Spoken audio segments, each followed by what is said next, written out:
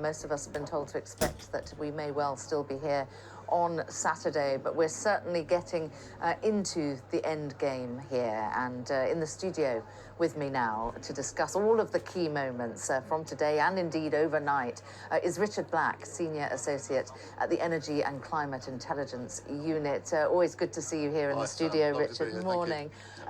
Let's start first. What we're listening to just now, the theme of the day is about cities and the built environment. A lot of money being put into building strategy here in the UK, but I suppose the wider point is when we listen to sessions like that, it's a reminder of how all of our lives are going to have to change.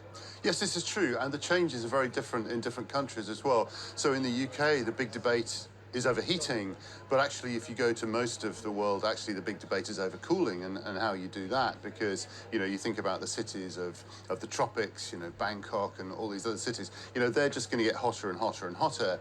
So if you just plow more and more electricity into air conditioning as we are, and you generate all of that electricity or some of that electricity using fossil fuels, then obviously you're contributing to the problem that the air conditioning is trying to solve, if you see what I mean. It can't work that way. The other really interesting thing, I think, is that sometimes we've seen cities really stealing a march with their climate commitments on their national governments. Very definitely. And there's a network called the C40 group of cities that was set up. The new chair is Sadiq Khan. Yes, exactly. Well, it came out of London, the original initiative.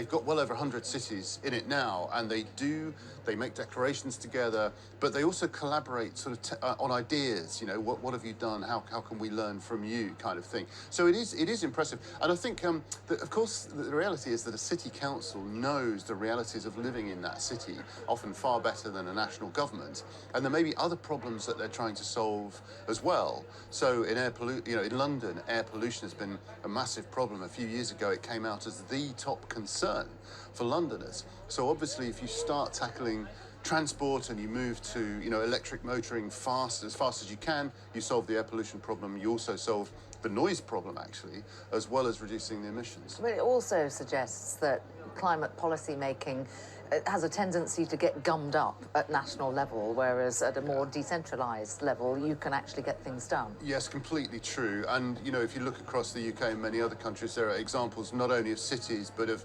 villages that have decided what they're going to do. You know, there are carbon neutral villages around the place, which is fantastic. Yes, it takes a village, exactly, you know.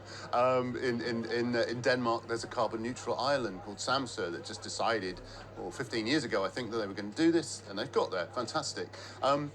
I think there sometimes is a reluctance of national governments to trust city councils, and I think we actually saw a good example of that in the UK with the Green Homes grant. The idea was to roll out money to householders, to grants basically, so you could get your house insulated and so on. And the government chose to employ, you know, a big, fairly anonymous corporation to run it. Arguably, if they'd given that money to local councils and empowered them to do it, I think we might have ended up with something that was far better than the dog's breakfast that we ended up with, to be honest. Just say what you really think. Yeah. Let's talk bigger picture. Yeah. Yesterday, when I was on air, we got the breaking news that there was going to be this joint declaration from China and the United States, the world's two biggest economies, the world's two biggest emitters. Massive potential there, right? Impetus for change. To plagiarize a briefing I've had through this morning, is it going to short-circuit or rewire COP26? It's sort of everything and nothing. It's really hard to discern, actually, because on the one hand, it's great that they are actually collaborating again and talking again, because basically we would not have had a Paris Agreement had China and the US not collaborated for 2 years. World's two biggest emitters, you know, you get a deal at Paris between those two, everyone else is probably going to come on board. So, of course, there's been this big diplomatic standoff between the two countries.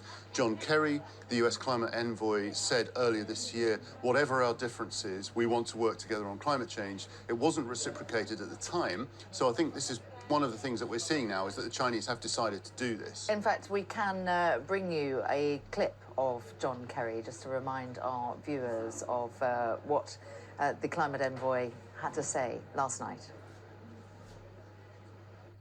The United States and China have no shortage of differences.